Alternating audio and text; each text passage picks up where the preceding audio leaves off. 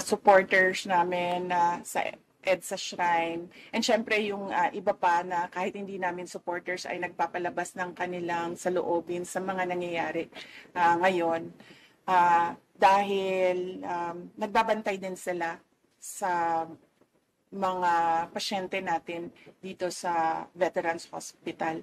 And nagpapasalamat din kami sa mga tao na nasa labas ng Veterans Hospital na nagbantay din sa mga pasyente. Malaking tulong yon sa akin, yung media, yung mga tao na nagbabantay. Si Senator Bato de la Rosa na hindi talaga niya iniwanan yung mga pasyente, si Senator Bongo na nag-substitute sa akin dito. Ang laking tulong nun lahat, ninyong lahat sa akin dahil nakakagalaw ako, nagagawa ko pa rin yung mga iba kong kailangan gawin na mga trabaho. Thank you.